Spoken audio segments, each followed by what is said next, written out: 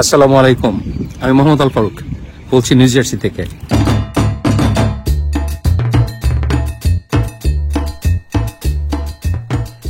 খুবই সুন্দর একটা বিকেল। আজ তেমন ঠান্ডা না, আজ হালকা ঠান্ডা।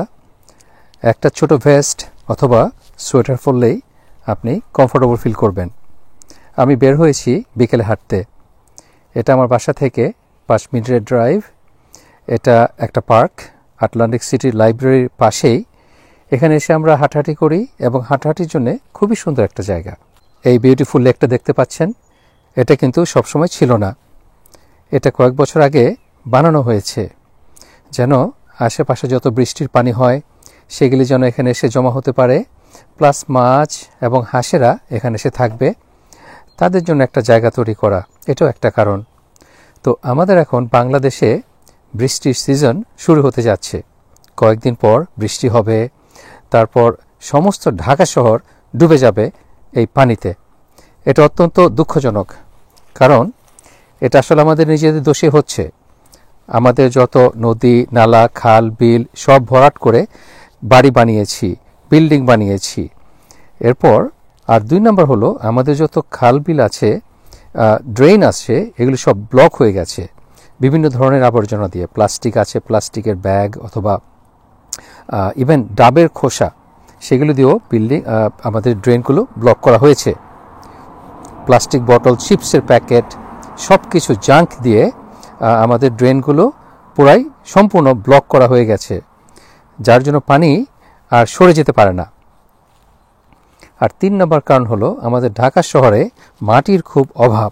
সবই কংক্রিট, সিমেন্ট অথবা পিচ দিয়ে ঢাকা, যার জন্যে মাটি যে পানি চষে নেবে সেই সুযোগ নাই।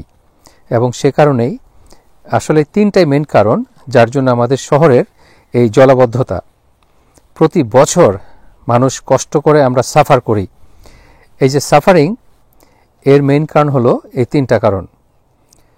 তো এই 3টা কারণ যদি সলভ করা যায়, তাহলে আমাদের ঢাকার যে জলাবদ্ধতা আছে এটা আসলে সলভ হয়ে যাবে।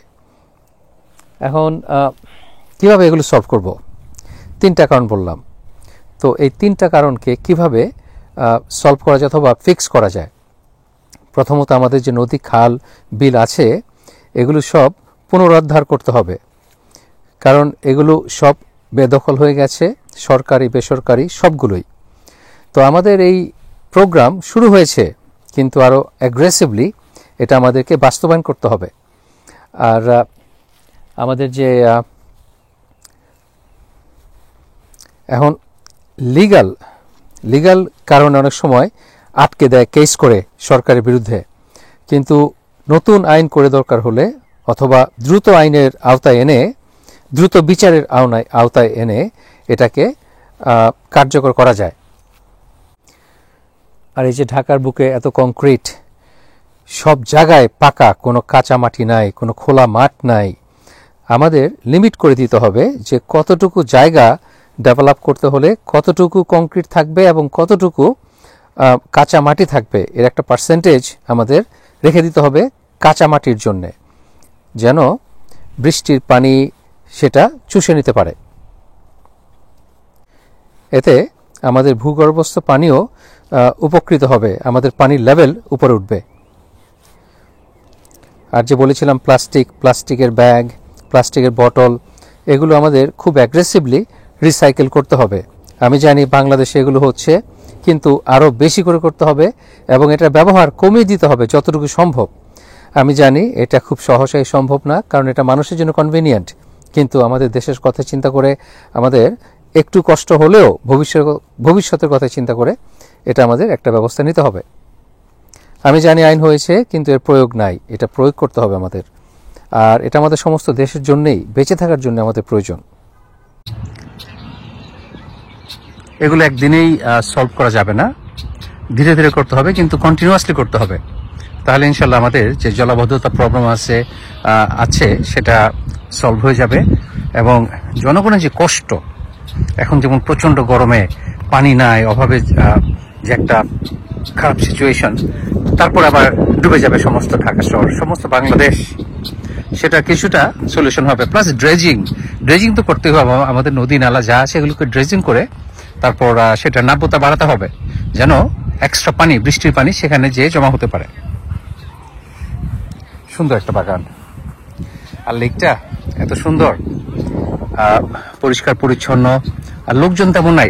একটা জিনিস একটু খেয়াল করে দেখবেন যে এই যে লেকের পাড়ে আমি হেঁটে বেড়াচ্ছি, এখানে কিন্তু কোনো প্লাস্টিক নাই, কোনো কাগজের টুকরো নাই, চিপসের প্যাকেট নাই, পানির বোতল নাই, কিছুই নাই।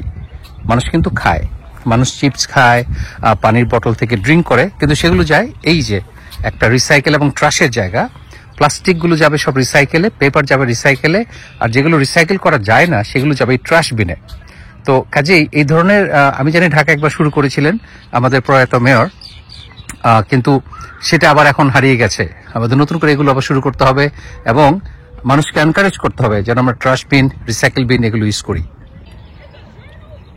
এগুলো বুনো হাঁস, এগুলোর মালিক কেউ না, আর এগুলোকে শিকার করা নিষেধ এবং বেআইনি। শুধু হান্টিং সিজনে শিকার করা যায়, কিন্তু সেই জায়গা হতে হবে সরকারের নির্ধারিত জায়গা। ও ওয়াও, এই পাখিটা এত সুন্দর, সুবহানাল্লাহ। এটার চারিদিকের যে উইং এমন ব্রাইট অরেঞ্জ, দেখি আবার যদি উড়ে যায় দেখবেন। এই পাখি আরেকবার উড়াল দাও, দেখি একটু কাছে যে যদি দেখা যায়।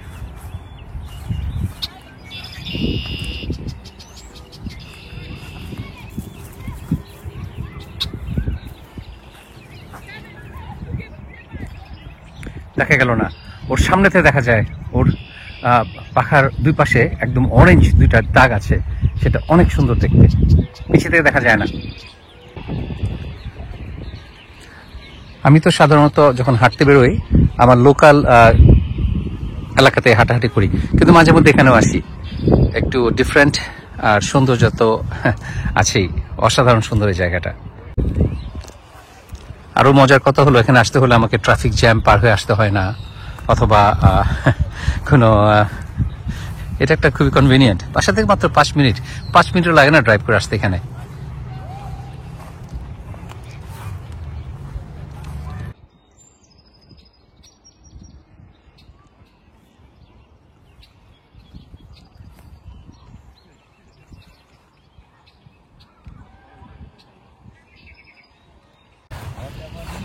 একটা মজার প্রশ্ন উত্তর দিয়ে একজন জানতে চেয়েছেন যে আপনি ভোজন রসিক, এত খাওয়া দাওয়া করেন, আপনার তো অনেক ফ্যাট হয়ে যাওয়ার কথা।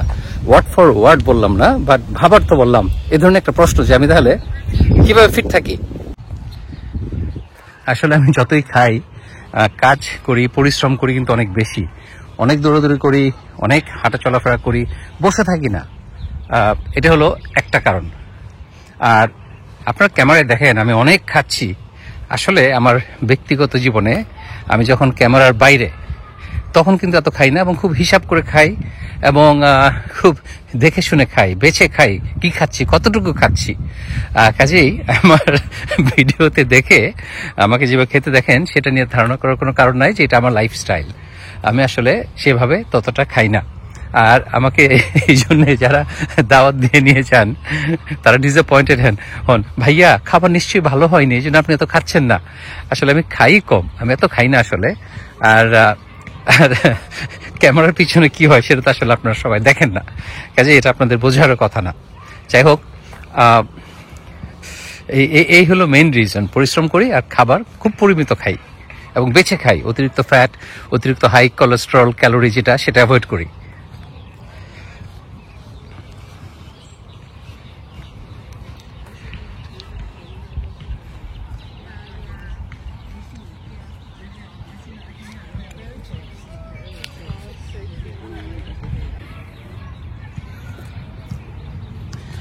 এটা পয়জনাস, এটা খাওয়া যায় না। আমি জানি এত সুন্দর লোভনীয় দেখতে, টকটকে লাল, কিন্তু এটা খাওয়া যায় না। এটা পয়জনাস মানুষের জন্য।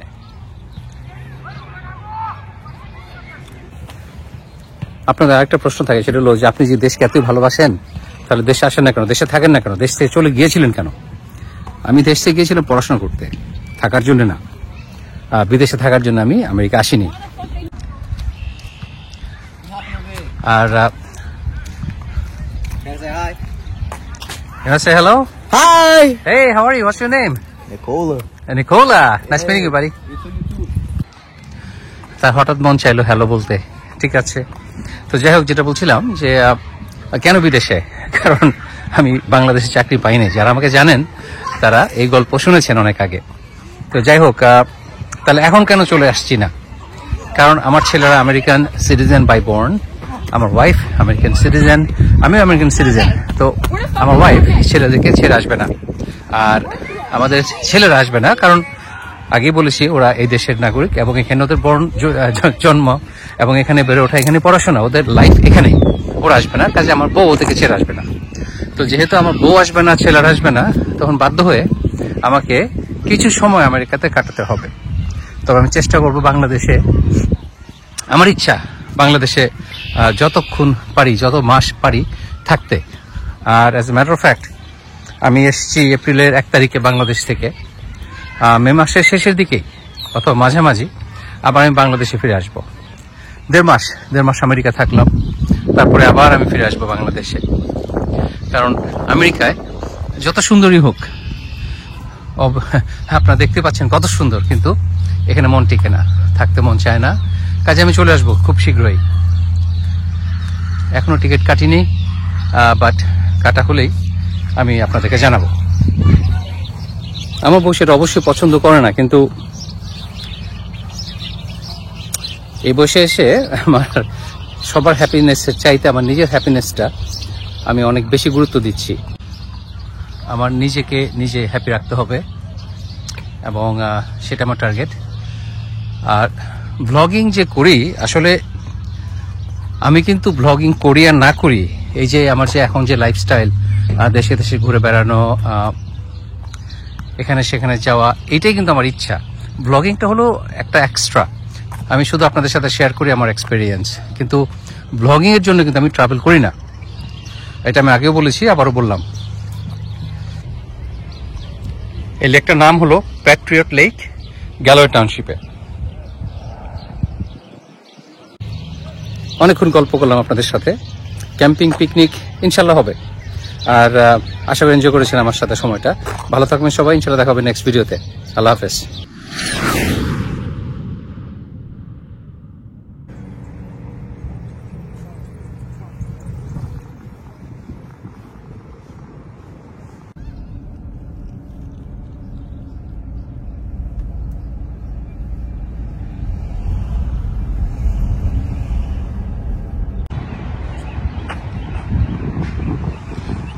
আটলান্টিক সিটিতে স্টকটন ইউনিভার্সিটির ক্যাম্পাস, এটা একেবারে সমুদ্রের কিনারে, বিচে। এই বিল্ডিং এর উপরেই সমুদ্র, আটলান্টিক ওশান।